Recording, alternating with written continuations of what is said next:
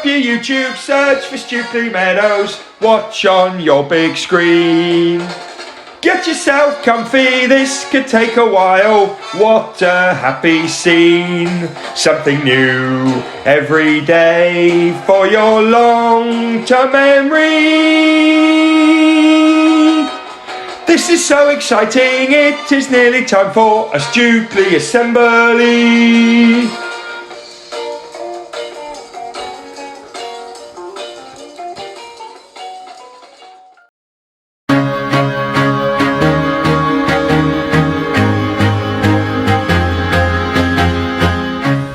Good morning everyone, welcome to our new series of music assemblies. I'm really excited to introduce a brilliant podcast to you by David Walliams of all people, so I know some of you will be reading his books. So each week we're going to look at a new composer or some new instruments or a new country or a new style of music. There's going to be the little bits of podcast, there's going to be some fact file stuff for you to have a go at, and there's going to be a live music video for you to watch at the end. Hope you enjoy.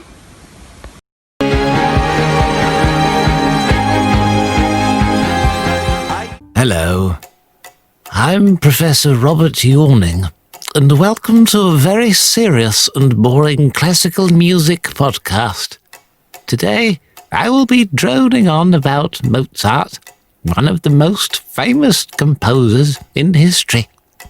So, make yourself comfortable as I tell you all about his life over the next 126 hours. It's me! Oh, who are you? David Walliams, children's author, talent show judge, and Britain's best-loved TV personality with the surname Walliams. And I'm here to host the Classic FM podcast, so jog on. But I thought I was hosting this show. Sorry, just fell asleep listening to you there. You make classical music sound boring, but it's actually fun and cool, or peng, as us youths like to say. Now go on, go. We've got a fun podcast to do. Ruffian. Yep. Born. By the way, you suck. Simon Cowell rules. Yeah, that showed him. Rude. Okay, everyone, let's get started with some wild, silly, and crazy stories about music. And as this podcast is free, I can 100% assure you that you'll get your money's worth. Let's start with Mozart.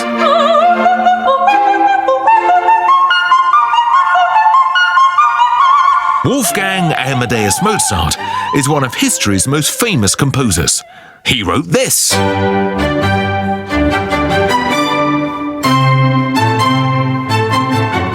This, and even this. Wait, stop. Mozart didn't write that. Bethany, what did you play that for? Oh, sorry, accident. That was a song off my phone. Well, don't let it happen again, Bethany. Probably the craziest thing about Mozart is that he wrote some of his most famous musical pieces when he was a child. He was only 8 when he wrote his first symphony.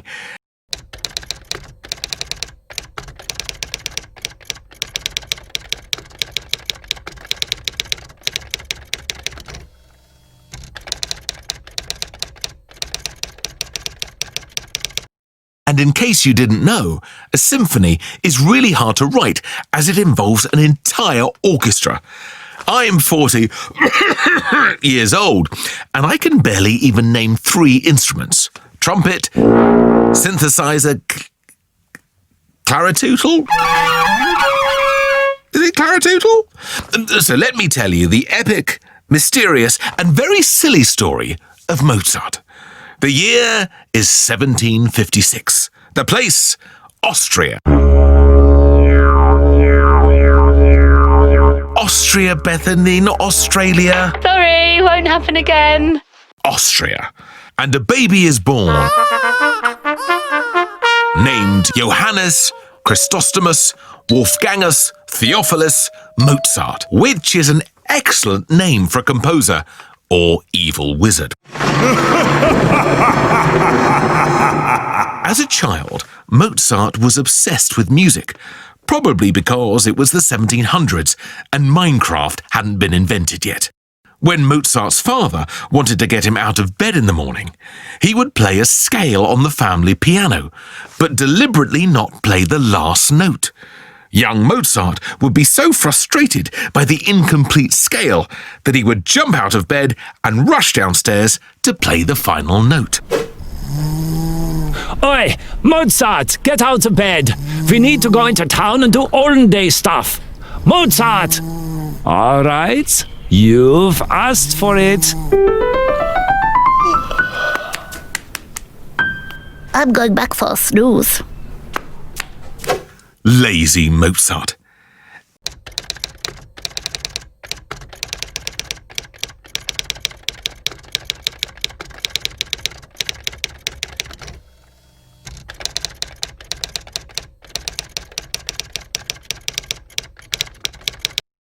It's said that when he was 14, Mozart heard a piece of music that was only ever allowed to be performed by the Pope's choir in the Vatican. The teenager had such incredible musical ability, he went home, and even though he'd only heard it once, he wrote down the entire piece from memory. It's the Vatican Guards! Open this door! Hello, how can I help? We believe you have an illegal copy of Allegri's Miserere somewhere in this house. Yes, I've got one here. Interesting. And how did you obtain this copy of such a top-secret musical score? Well, I just remembered it, as in wrote it down. A 14-year-old boy hears a piece of music once and is able to remember it all the way through, and then he writes it down. Yeah, likely story. Kid, I'm arresting you for music piracy. Mozart was a genius, with a mastery of music and a bright future ahead of him. But before he made it to his 36th birthday, Mozart was dead. So I've outlived him. Ha ha! 1-0, Williams. And that's the end of the story.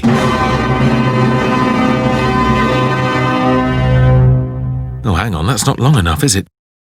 Okay, I'll keep going. So Mozart was good at music, but so what? Loads of people are good at music, like Taylor Swift or Katy Perry, or my personal favourite, Stormzy. But what made Mozart so memorable that we're still talking about him over 200 years after he died? Well, it could be due to the fact that as well as being a musical genius, he was also quite a big weirdo.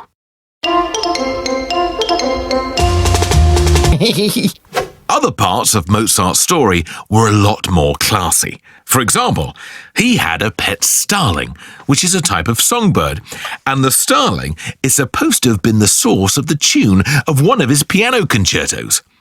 I wonder how the starling felt about that.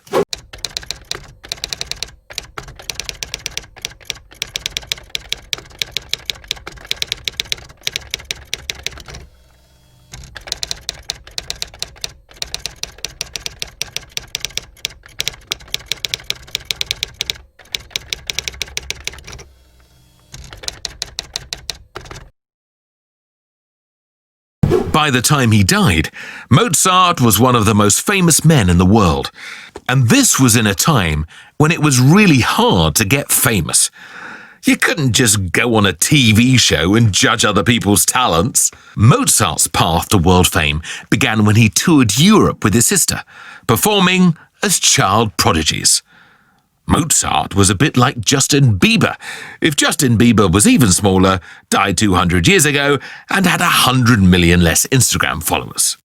At the age of 12, Mozart premiered his very first opera, La Finta Semplice.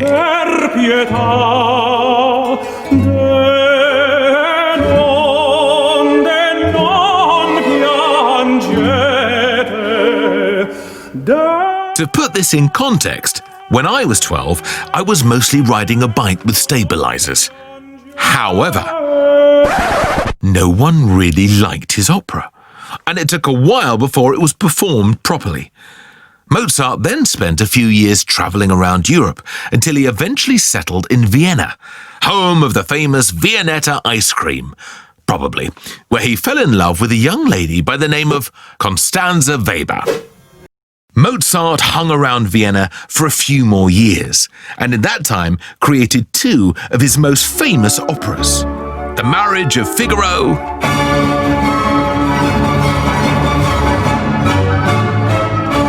and then later, Don Giovanni.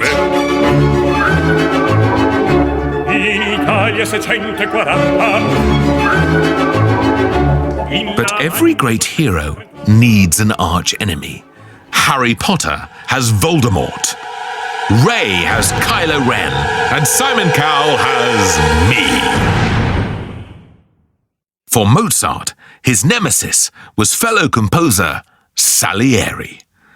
The story goes that their fierce rivalry began when Mozart suspected Salieri was blocking him from getting certain prestigious jobs. Mozart is supposed to have accused Salieri of trickery.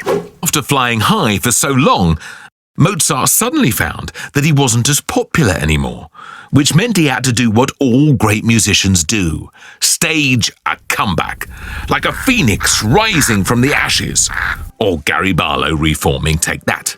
This big comeback was the Magic Flute, one of his most beloved pieces.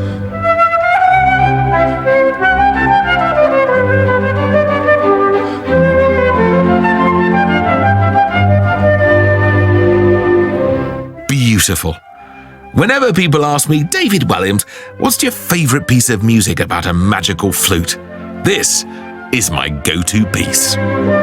As Mozart was basking in the success of his magic flutery, he began to work on his first ever requiem, which is a piece of music written for a funeral. And very creepily, it was while he was writing his very first requiem that Mozart died at the age of 35. So he went straight from composing to decomposing. Sorry about that.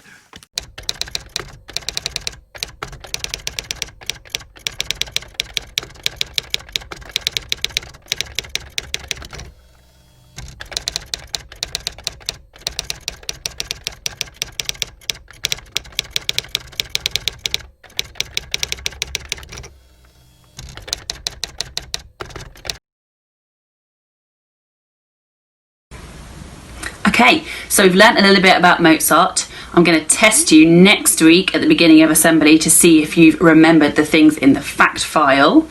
And now it's time for a little live performance. This is an 8-year-old boy playing a Mozart piano concerto, which just shows, with a little bit of practice, what you can achieve. Here goes.